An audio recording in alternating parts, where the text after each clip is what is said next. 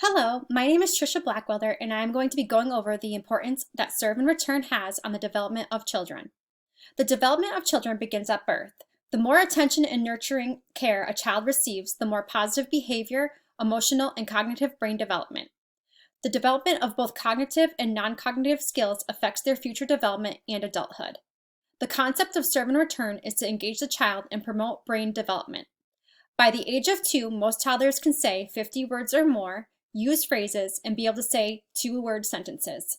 Regardless of what their first words are, it is sure bet that they have been understanding much of what was already being said and taught to them. Providing the child attention and reacting to what they're focusing on creates brain development. For example, the focus or serve of their attention on an object can be eye contact or pointing. You can reciprocate back by saying, "Yes, that is a dog." Then you can offer your support and say, "Do you know what a dog says?" Give them a chance to respond and then say "woof, woof" if they do not answer. This is the naming stage of identifying objects and providing the child with the attention they require. This type of positive adult interaction and attention provides them with knowledge and positive brain development.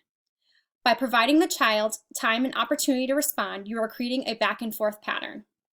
This teaches them self-control and how to share. Practicing allowing them to lead the focus helps them understanding beginning and ending. Open a book and say, "Would you like to read this one?"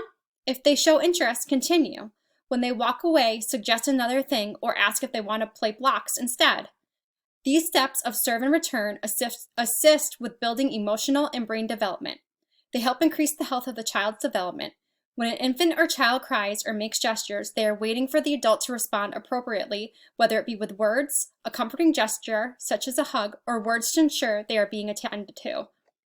These connections are linked to neural connections in the child's brain.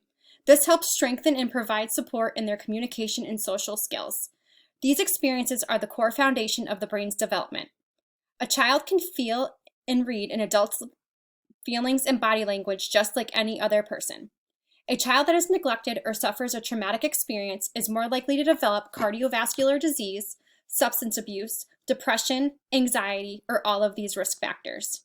The health and development of a child starts at birth, providing a safe, loving, and nurturing environment. This helps lower the risk of developmental, emotional, and social issues in their adulthood. A child needs love, attention, and to feel secure. We can easily provide this to them by spending time with them and talking to them even long before they can talk back, because they are always listening and learning.